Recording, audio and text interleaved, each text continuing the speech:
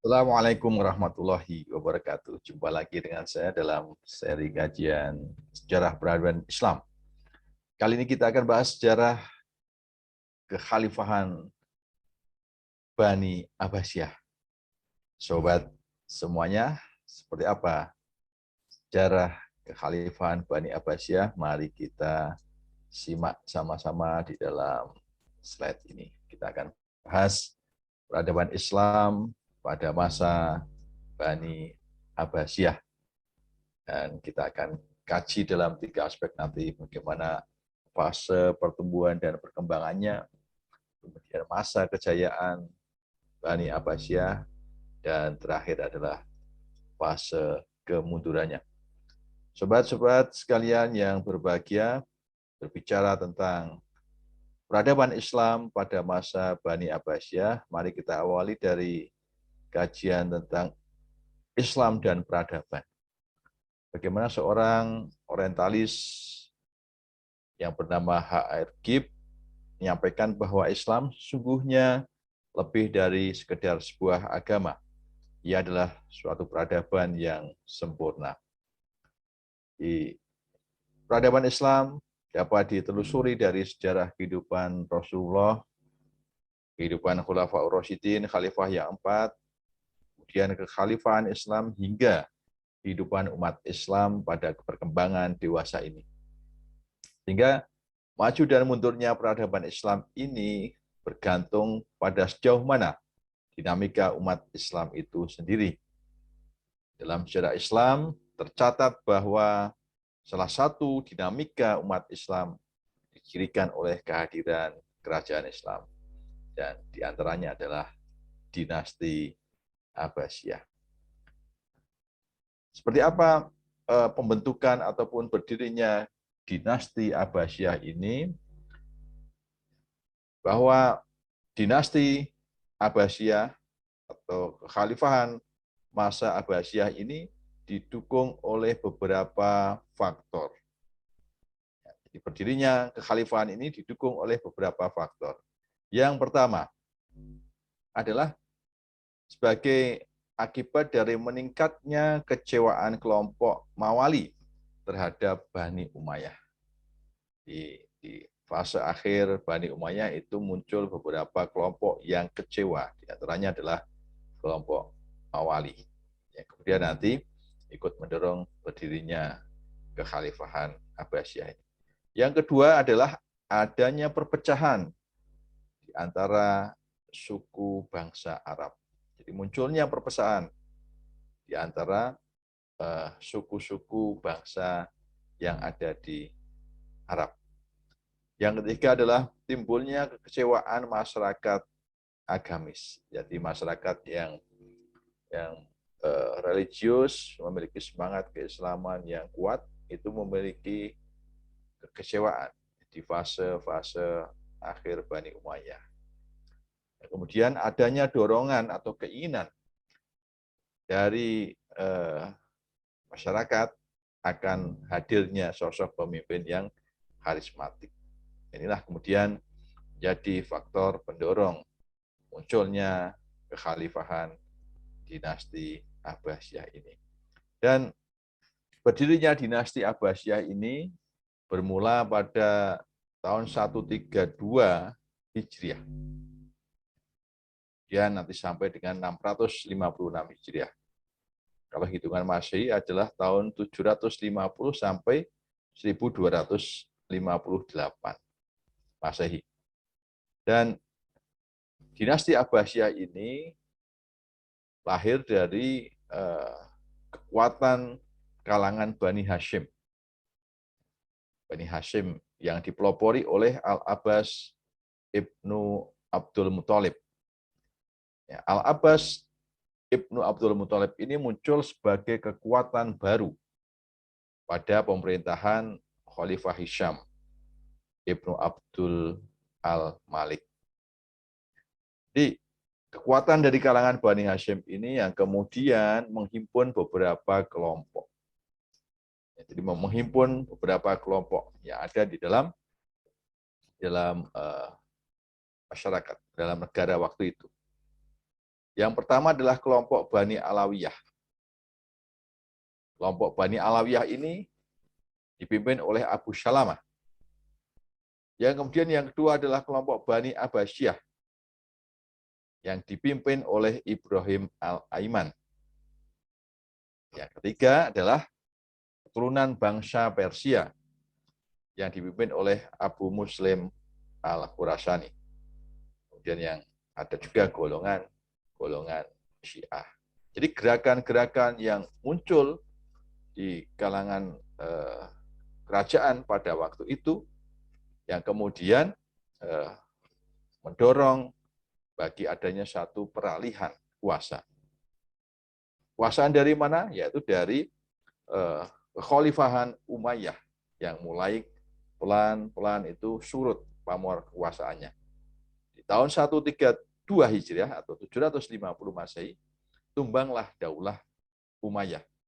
Ya, ini ditandai terbunuhnya khalifah yang terakhir, yaitu Marwan bin Muhammad. Maka pada tahun inilah runtuhnya Umayyah sekaligus ditandai dengan berdirinya dinasti Bani Abbas atau sering kita kenal sebagai Khalifah Abbasiyah. Maka di tahun itu, tahun 750 Masehi, Khalifah Bani Abbas mulai muncul, mulai tumbuh berdiri, dan kemudian melaksanakan aktivitas-aktivitas kekhalifahannya. Ada 3 pusat kegiatan Bani Abbas pada masa itu, paling tidak di masa awal.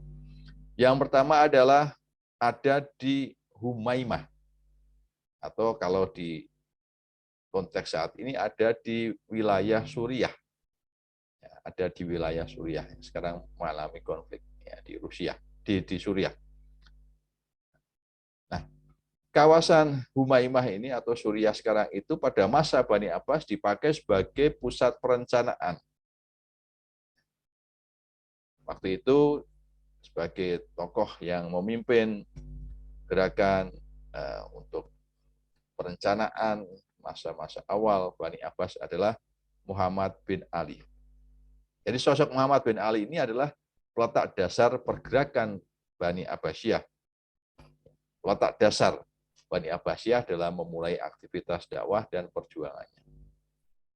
Berawal dari Humaimah, inilah kemudian rencana pengembangan satu kekhalifahan baru dikembangkan.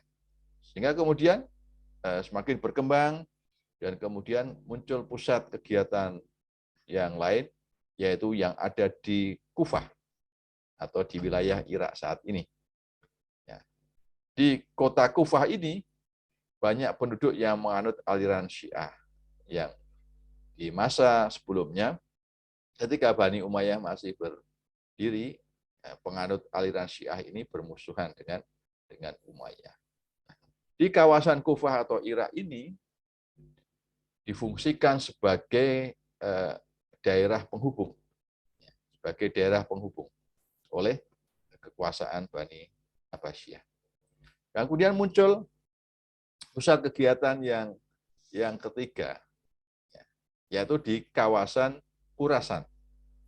Khurasan ini yang selanjutnya menjadi pusat gerakan daripada kekhalifahan Bani Abbasiyah ini. Khurasan ini terletak di wilayah Iran saat ini. Kenapa kemudian pusat gerakan Bani Abbasiyah itu muncul di kawasan Iran atau Khurasan? Karena di kawasan ini banyak terdapat pendukung dari keluarga Bani Hashim.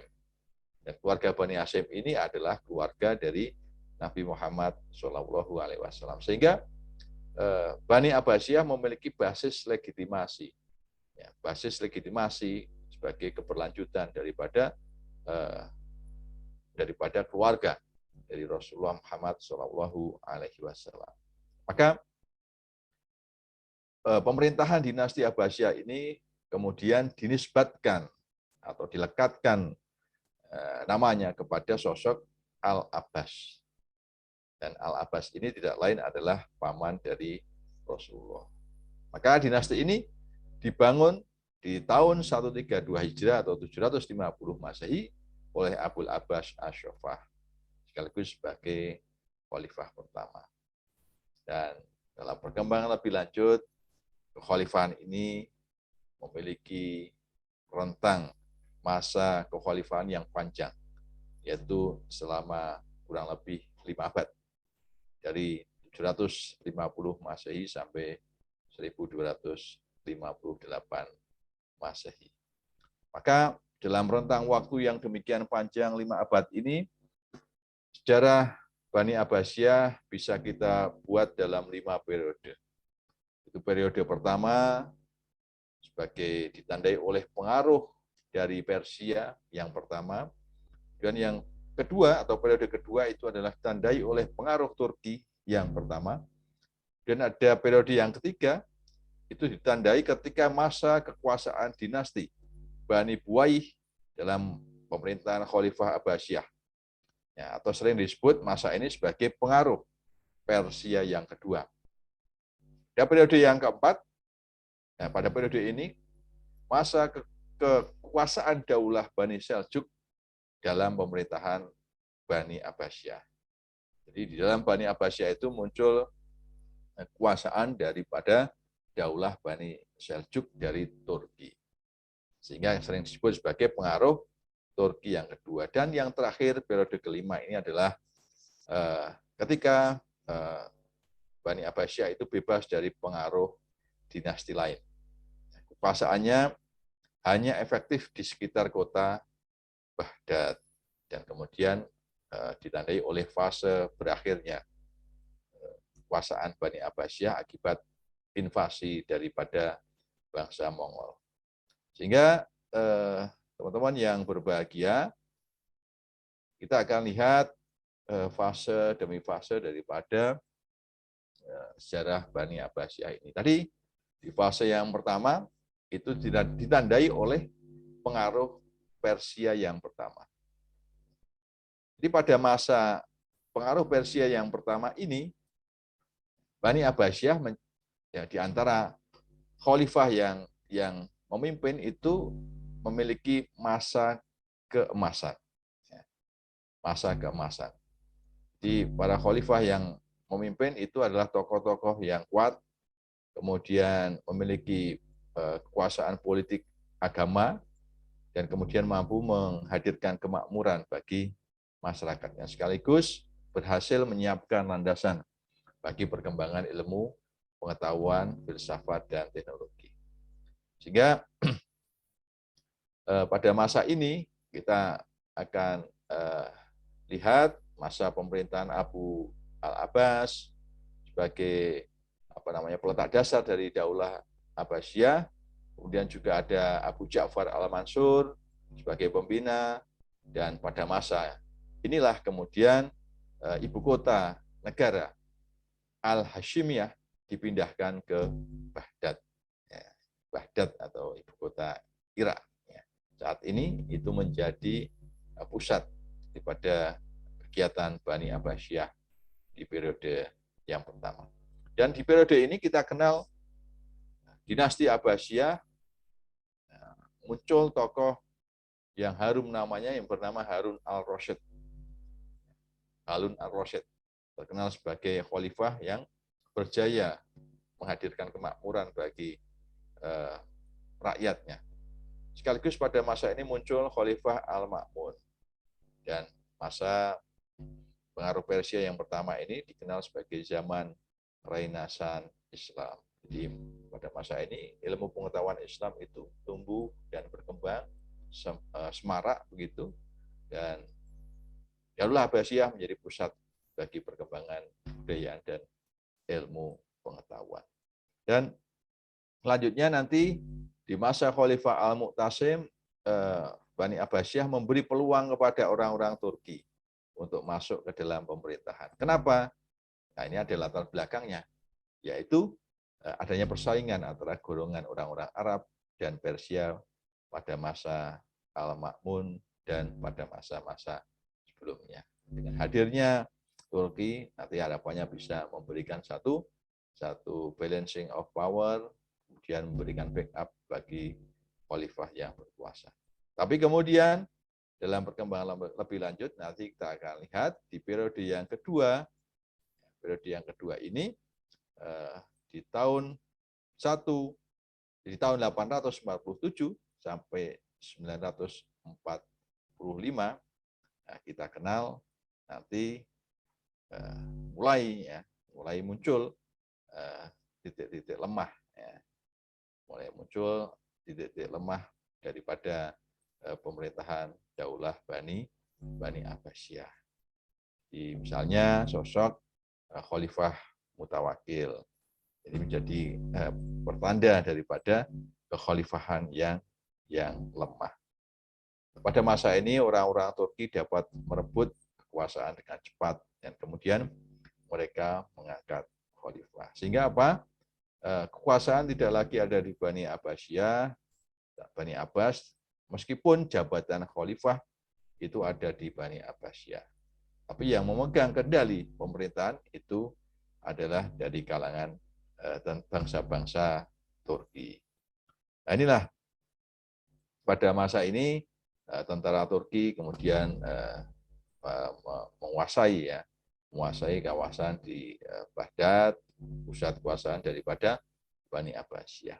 Tapi dalam perkembangan lebih lanjut nanti kita akan melihat bahwa setelah tentara Turki mulai melemah, maka kemudian di kawasan-kawasan itu nanti muncul tokoh-tokoh yang kuat yang kemudian memerdekakan diri.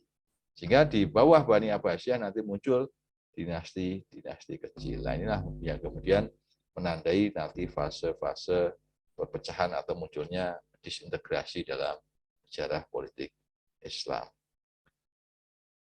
Oke, pada masa periode yang kedua ini tadi disampaikan bahwa mulai muncul kemunduran pada Bani Abbas. Ya, tadi karena ada kelemahan pada sosok khalifah, juga diantaranya ditandai oleh luasnya wilayah kekuasaan yang demikian besar. Pada sisi yang lain, Bani Abbasiyah pada masa itu memiliki satu keterbatasan atau strategi komunikasi yang melemah. Mulai muncul rasa tidak saling percaya di kalangan penguasa dan pelaksana pemerintahan itu mengalami kerendahan daripada kepercayaan terhadap penguasa.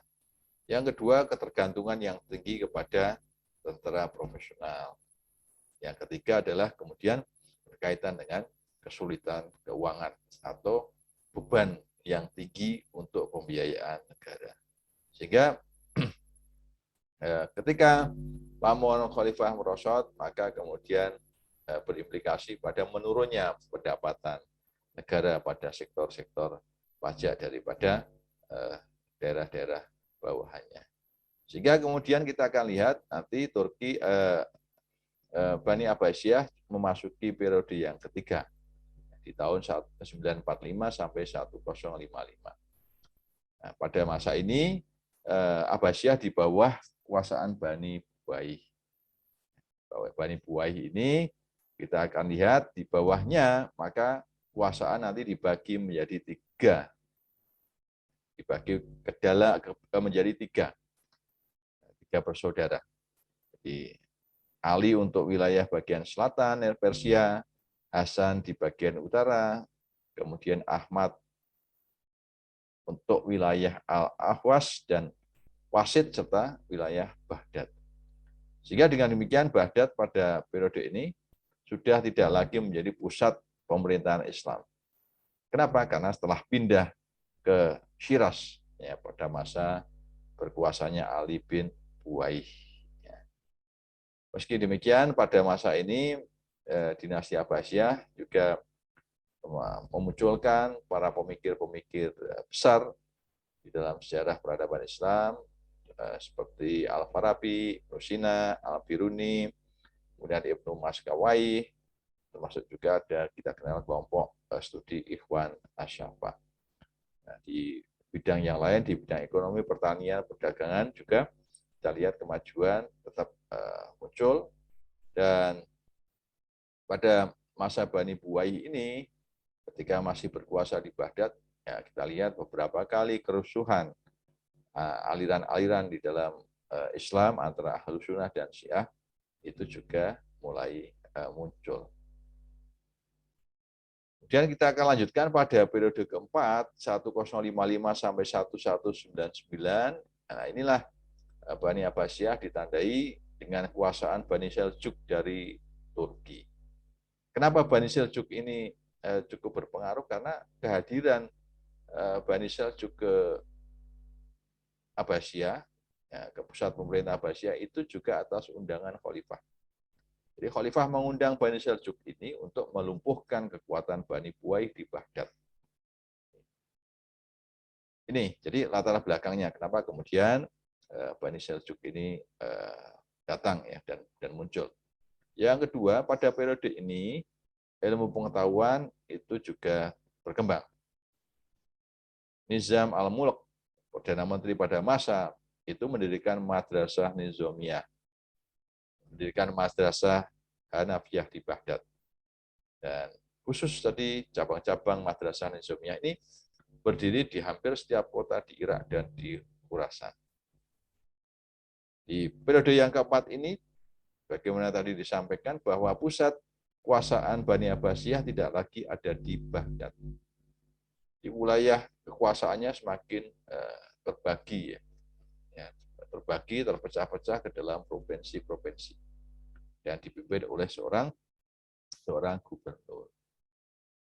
Di masa ini konflik, peperangan ini sering terjadi sehingga melemahkan posisi politik daripada khalifah. Sehingga kekuasaan mereka berakhir di Irak di tangan Khawarizm Shah di tahun 1199 Masehi. Kemudian kita akan masuki periode yang kelima dari dinasti Abbasiyah. Ini yang ditandai berakhirnya kekuasaan dinasti Seljuk. Ya, dinasti Seljuk tadi yang berkuasa di periode keempat, di periode kelima ini nanti berakhir kekuasaannya. Pada periode ini, Khalifah Abbasiyah tidak lagi berada di bawah kekuasaan dinasti tertentu. Meskipun atau walaupun banyak berdiri dinasti Islam, tapi ya skala porsinya itu kecil-kecil. Jadi kebanyakan dinasti kecil sehingga tidak bisa menjadi emporium yang memayungi dinasti-dinasti yang lain. Pada masa ini Khalifah Abbasiyah sudah merdeka dan berkuasa kembali, tetapi hanya di Baghdad dan sekitarnya. Jadi posisi Abbasiyah semakin mengecil karena terpecah-pecah kuasaannya tadi. Ya, jadi semakin terpecah-pecah kuasaannya, sehingga kemudian wilayah kuasaannya hanya sempit di Baghdad dan sekitarnya. Nah, ini akibat apa? Akibat lemahnya kekuatan politik yang dimiliki dalam perkembangan-perkembangan ke belakang. Ya, di saat kondisi politik yang lemah itu, tentara Mongol dan Tartar datang menyerang Baghdad. Sehingga Baghdad kemudian bisa dihancurkan dan kemudian ditaklukkan oleh tentara Mongol ini. Sehingga kehancuran Baghdad akibat serangan bangsa Mongol inilah yang kemudian menjadi awal babak baru dalam sejarah Islam yang kita kenal sebagai masa atau abad pertengahan. Nah, kalau overall, kalau kita lihat di masa Bani Abbasiyah, secara umum kita melihat bahwa masa ini dikenal sebagai era Renaissance Islam.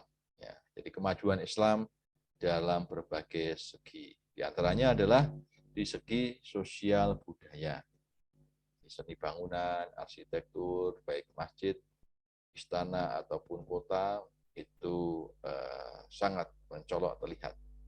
Seperti misalnya istana Qasrul Khazabi, Qasrul Khuldi, masuk kota Baghdad, kota Samara dan seterusnya, itu kemajuannya dicirikan oleh seni bangunan arsitektur Islam. Di bidang sastra, bahasa, seni musik itu berkembang maju. termasuk juga sastrawan budayawan yang kita kenal sebagai Abu Nawas, ini juga muncul pada masa ini. Pada bidang politik dan militer, Bani Abbasiyah ini memberikan satu contoh bagaimana pemerintahan dinasti Abbasiyah ini pernah melakukan upaya pembaharuan di sektor politik pemerintahan dan militer. Seperti apa? Yaitu pembentukan Departemen Pertahanan dan Keamanan yang kita kenal sebagai Diwanul Jundi. Ya, ini yang mengatur semua berkaitan dengan militer dan politik serta pertahanan dan keamanan negara.